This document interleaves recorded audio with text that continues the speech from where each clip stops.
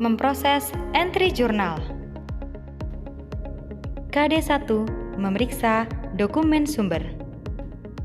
Kegiatan akuntansi berawal dari terjadinya transaksi keuangan, baik transaksi intern maupun transaksi ekstern. Yang termasuk transaksi intern adalah penyusutan aktiva tetap, pengalokasian beban, penghapusan piutang, dan lain sebagainya. Yang termasuk transaksi ekstern antara lain penerimaan kas, pengeluaran kas, penjualan barang atau jasa, pembelian atau penerimaan barang atau jasa, dan lain sebagainya.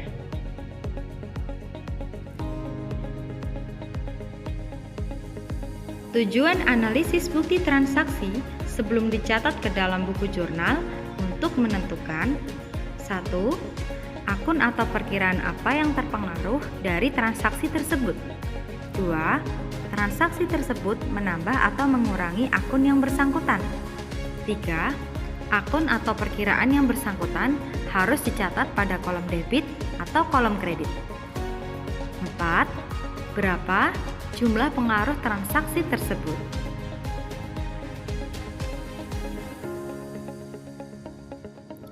Pada saat proses pencatatan jurnal, ada 5 kelompok akun. Bertambah dan berkurangnya setiap kelompok akun akan menyebabkan perubahan di kolom debit atau kredit yang akan disajikan pada tabel berikut.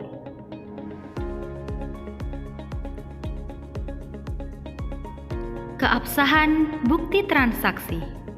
Setiap transaksi yang terjadi pada suatu perusahaan harus dibuatkan atau dimintakan bukti transaksi. Bukti transaksi dicatat apabila transaksi yang bersangkutan sudah memenuhi keabsahan formal maupun material.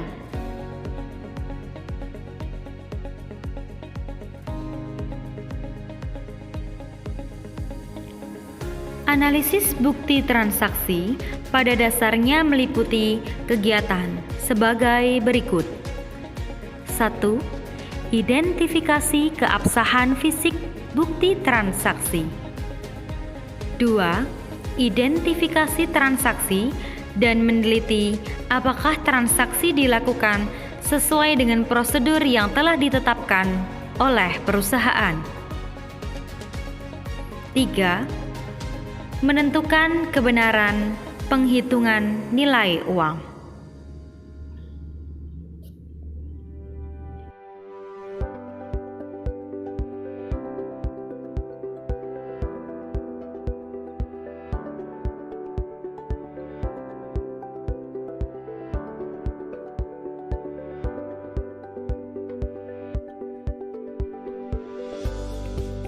KD2. Mencatat dokumen ke dalam jurnal. Jurnal adalah alat untuk mencatat transaksi perusahaan yang dilakukan secara kronologis berdasar urutan waktu dengan menunjukkan akun atau perkiraan atau rekening yang harus didebit dan dikredit beserta jumlahnya masing-masing. Jurnal merupakan catatan pertama setelah adanya bukti transaksi sebelum dilakukan pencatatan dalam buku besar.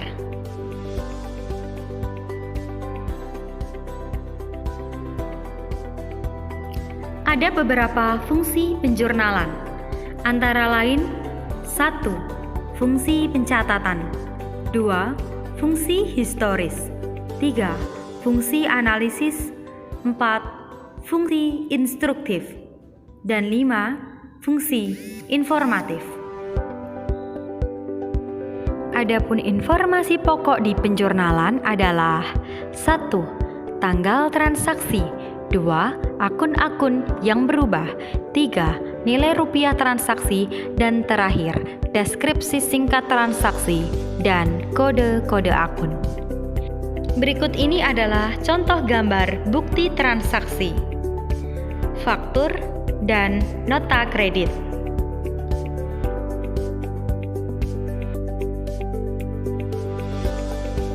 Ada 2 macam jurnal. 1. Jurnal khusus. 2. Jurnal umum. Jurnal khusus terdiri dari jurnal penjualan, jurnal penerimaan kas, jurnal pembelian, jurnal pengeluaran kas, dan jurnal umum. Ini adalah contoh faktur pembelian barang dagangan. Transaksi ini masuk dalam purchase journal di mana akun barang masuk ke dalam pembelian bertambah di debit, PPN bertambah di debit, lalu utang dagang bertambah di kredit.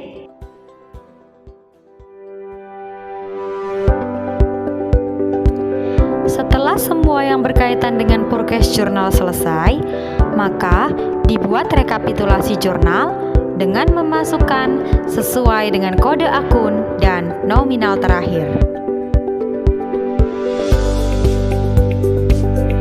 Ini adalah contoh bukti pengeluaran kas berkaitan dengan pembayaran gaji. Transaksi ini masuk ke dalam cash payment journal di mana akun beban gaji bertambah di debit dan kas berkurang di kredit. Setelah semua yang berkaitan dengan cash payment journal selesai, maka dibuat rekapitulasi jurnal dengan memasukkan sesuai dengan kode akun dan nominal terakhir.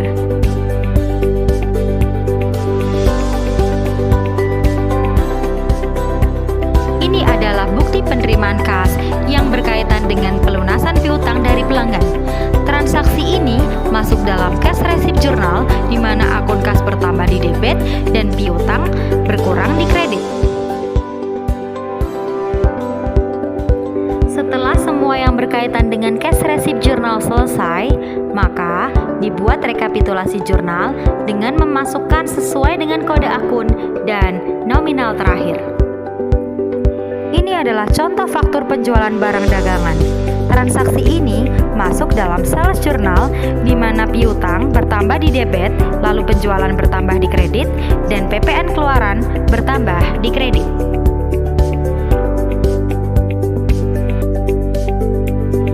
Ini adalah contoh bukti penerimaan pengembalian barang akibat transaksi penjualan. Transaksi ini masuk dalam general journal di mana akun penjualan bertambah di debit dan piutang bertambah di kredit. Manfaat dari jurnal khusus antara lain memungkinkan diadakan pembagian tugas pencatatan, menyederhanakan pencatatan transaksi keuangan, memudahkan dan mempercepat kebutuhan informasi keuangan, dan lain sebagainya.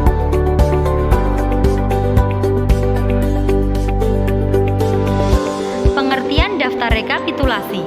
Daftar rekapitulasi adalah suatu daftar yang memuat saldo-saldo secara global yang ada pada jurnal khusus sebelum dipindahkan ke buku besar.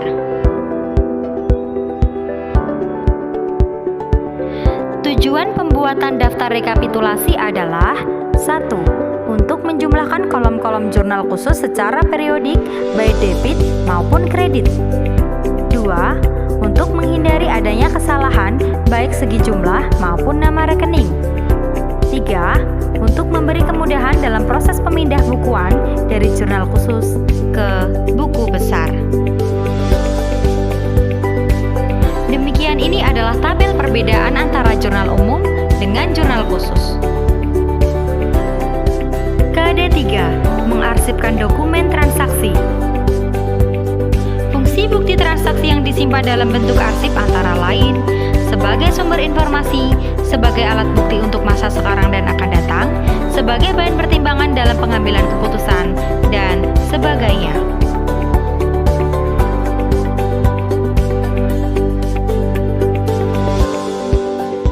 Kesimpulan dari video memproses entry jurnal khusus perusahaan dagang, metode fisik, harus ada dokumen transaksi yang jelas, meliputi 1.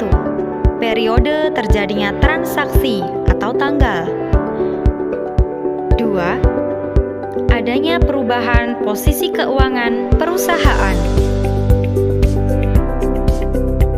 3. Adanya nominal yang menunjukkan perubahan posisi keuangan perusahaan. 4. Dokumen transaksi harus diarsipkan untuk memperkecil kesalahan